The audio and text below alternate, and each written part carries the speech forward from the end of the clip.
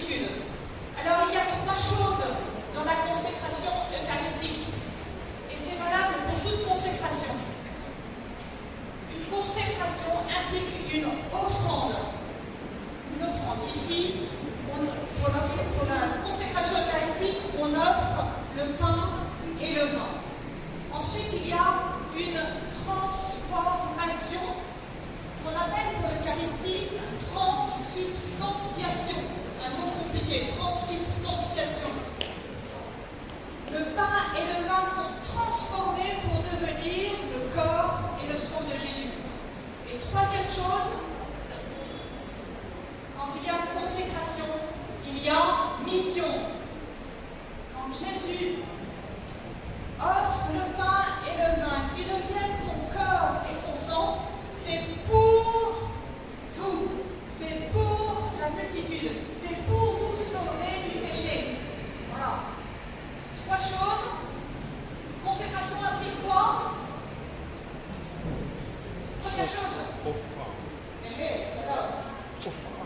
Non. Offrande. Deuxième. Deuxième chose. Transformation. Troisième chose. Mission. Voilà. Merci. Alors,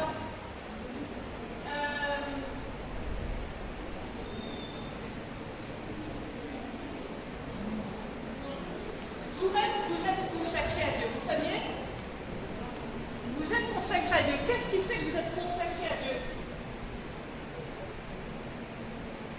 Qui a été baptisé ici? Merci, laissez vos mains. Qui s'apprête à être baptisé? Voilà, il y a quelques catéchumènes, 2, 3. Bon. Le baptisé est consacré à Dieu. Vous êtes tous consacrés à Dieu.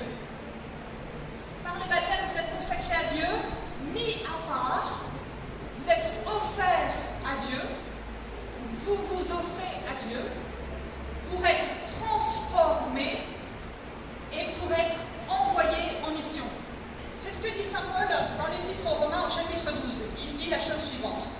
Je vous exhorte, frères, par la tendresse de Dieu, à lui offrir votre corps, votre personne tout entière, en sacrifice vivant, saint, capable de plaire à Dieu. C'est là, pour vous, la juste manière de lui rendre un culte. Ne prenez pas pour modèle le monde présent, mais transformez-vous en renouvelant votre façon de penser pour discerner quelle est la volonté de Dieu, ce qui est bon, ce qui est capable de lui plaire, ce qui est parfait. Et ensuite, il ajoute une petite phrase pour dire que chacun doit faire tout ça en fonction de sa mission. Voilà. Donc saint Paul dit bien, offrez vos corps en sacrifice. Il y a d'autres traductions qui disent en hostie vivante. Vous voyez bien que toute consécration, toute offrande a un lien avec l'Eucharistie. Quand le prêtre élève la patène, on ne les pose pas simplement un bout de pain dedans. Chacun est invité à se glisser sur cette patène pour être offert au Père avec l'Eucharistie. Offrez vos corps en hostie vivante, sainte, agréable à Dieu. Et transformez-vous en renouvelant votre façon de penser. Offrez-vous, transformez-vous pour la mission que Dieu vous a confiée. Vous avez été baptisé quand vous étiez petit ou un peu plus tard, ou vous vous préparez au baptême. Mais c'est chaque jour que nous devons rester fidèles à cet engagement, fidèles à cette consécration baptismale en renouvelant les promesses de notre baptême. Chaque jour, nous nous offrons à Dieu en demandant à Jésus de nous transformer notre manière d'agir, notre manière de penser, notre manière d'aimer, notre manière de plaire à Dieu, afin de répondre à la mission qu'il nous donne, qu'il nous confie dans l'Esprit. Alors, saint Daniel Combonic qui évangélisa le Soudan disait que être consacré signifie être appelé à entrer dans la consécration du Christ. Voilà la transformation radicale. Quand on est baptisé, nous sommes offerts à Dieu et notre vie est transformée dans celle du Christ. Nous sommes plus... Pourquoi on est transformés? Parce que quand vous êtes baptisé, avant d'être baptisé, vous êtes les fils de vos parents, non? Papa, maman m'ont donné la vie pour une vie d'enfant, d'homme, d'accord? De petit-fils d'homme, là, ou de fille d'homme, pour une vie humaine, d'accord? Mais avec le baptême, comment est-ce qu'on appelle d'ailleurs le baptême? On appelle ça une nouvelle naissance, qui fait de nous non plus seulement les enfants de nos parents, mais aussi les enfants de Dieu. Voilà. Vous savez, c'est ce que dit Jésus à Nicodème au chapitre 3 de l'évangile de Saint Jean. Si tu veux entrer dans le royaume des cieux, il te faut naître de nouveau. Alors Nicodème, il ne comprend pas grand-chose, il dit naître de nouveau, est-ce que je peux, étant déjà vieux, entrer une nouvelle fois dans le sein de ma mère pour naître de nouveau? Nicodème, il n'y est pas beaucoup, il n'a pas bien compris. Hein? Alors, que répond Jésus? Il te faut naître d'eau et d'esprit. Il te faut naître d'eau et d'esprit. Ben voilà ce que vient réaliser le baptême.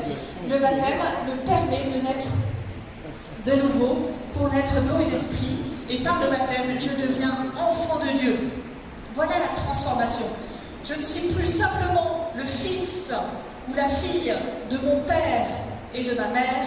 Je suis enfant de Dieu.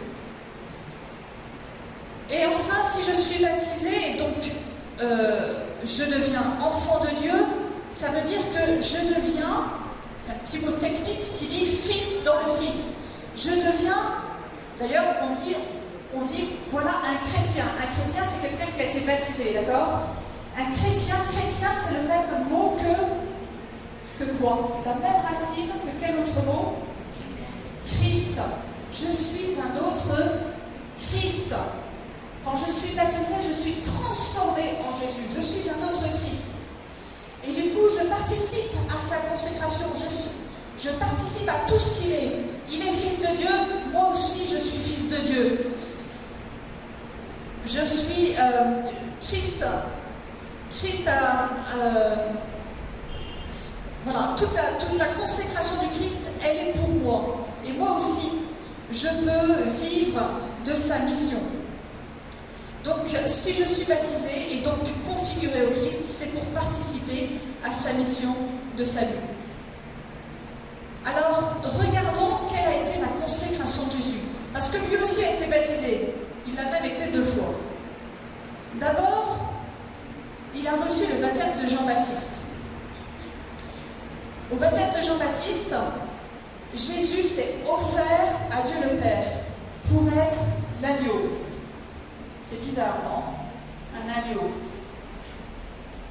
Quand Jean-Baptiste voit Jésus venir vers lui, il dit « Voici l'agneau de Dieu ».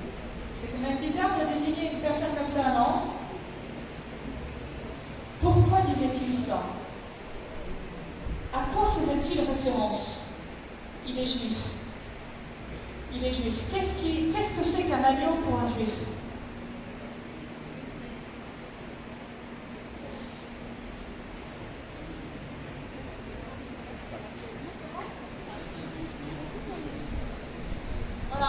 L'agneau, c'est l'animal de sacrifice par excellence. On offrait des sacrifices au temple, soit pour des sacrifices pour expier le péché, soit en ce qu'on appelait l'Holocauste, c'est-à-dire un sacrifice où toute la victime était brûlée, il ne restait rien en pure offrande au Seigneur. Eh bien, Jésus vient assumer ça. Et le sacrifice, l'offrande de Jésus est agréée puisque au baptême, l'Esprit descend sur Jésus, c'est l'onction, et la voix du Père se fait entendre, tu es mon Fils en qui j'ai mis tout mon amour.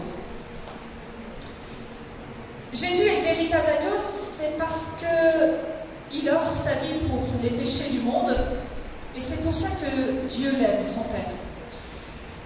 Son offrande à Dieu a plusieurs qualités qui vont nous éclairer sur ce qu'est la consécration. D'abord, l'offrande du Christ est un sacrifice existentiel, vivant. Jésus a rompu avec l'Ancien Testament. L'Ancien Testament, qu'est-ce qui se passait? Quand j'avais péché, j'offrais un animal en sacrifice à Dieu, je versais son sang et je confessais mes péchés sur un bouc, je l'envoyais au désert et j'étais lavé de mon péché. Ça ne marchait pas beaucoup parce qu'il fallait renouveler ça tous les ans parce que concrètement, le sacrifice d'un agneau ou d'un mouton ou d'un bouc ou je ne sais quoi ne pouvait pas laver l'homme de son péché. Alors Jésus a pris ça sur lui. C'est pas ça, il n'a pas offert un animal. Dieu, ce n'est pas la vie d'un animal qui met en jeu, mais sa propre vie. Alors, es-tu prêt, toi qui es baptisé, donc consacré au Seigneur, es-tu prêt à engager ta vie pour le Seigneur? Es-tu prêt à engager ta vie pour le Seigneur? Dieu ne te demande pas de placer ton corps sur un autel pour être mis à mort. Rassurez-vous, c'est pas ça que Dieu va te demander, d'accord? Il ne va pas vous demander là de vous coucher sur l'autel, le prêtre arrive avec un couteau, il vous égorge, et il dit, voilà, au moins, il fera plus de péché celui-là, c'est sûr. Non, c'est pas ça. Aujourd'hui, ce que te demande Jésus, c'est d'offrir ta vie à Dieu. Il te demande de devenir un sacrifice, disait saint Paul tout à l'heure, un sacrifice vivant. C'est par ta vie que tu vas glorifier Dieu. Cela veut dire qu'il te demande de vivre pour lui. Saint Paul dit, si nous vivons pour le Seigneur. Si nous mourons pour le Seigneur. Voilà. Ainsi, dans notre vie comme dans notre mort, nous appartenons au Seigneur. Romains 14. Ensuite, deuxième caractéristique de l'offrande de Jésus, c'est qu'elle est une offrande volontaire. C'est lui-même qui a donné sa vie. Personne ne lui a pris. Personne ne lui a pris. Même quand les gardes sont venus, Jésus aurait pu s'échapper s'il avait voulu. Personne n'a mis la main sur Jésus. C'est Jésus lui-même qui s'avance vers la mort. La preuve, c'est que Saint Jean il nous dit que quand les gardes sont venus, ils ont voulu arrêter Jésus. Ils ont dit, Jésus leur a dit, qui cherchez-vous? Que répond Jésus? Je suis celui que vous cherchez. Et le je suis, qui est en même temps le nom de Dieu, ouf, les gardes tombent par terre. Quand ils tombent par terre, ils sont, voilà, comme foudroyés par ce je suis de Jésus. Donc Jésus aurait pu en profiter pour fuir. Non, il attend qu'il se réveille là, il leur dit, et alors, vous cherchez qui? Jésus de Nazareth, c'est moi. Et il se présente à eux pour être emmenés. Vous voyez que Jésus était très libre d'offrir sa vie. Et saint Paul, tout à l'heure, vous a dit, je t'exhorte à offrir ton corps au Seigneur. Je t'exhorte. C'est un conseil que Paul nous donne. Il ne nous dit pas qu'on est obligé. C'est une invitation, un encouragement. Dieu veut que je lui donne ma vie, non pas comme une obligation, non pas que je doive le faire, mais parce que j'aime Jésus, parce que je veux le servir. Il suffit de regarder Jésus en croix. Regarde Jésus en croix. Regarde de quel amour il t'a aimé. Regarde la croix. Et peux-tu en vérité te refuser à Jésus? Peux-tu en vérité, lui qui a tout donné,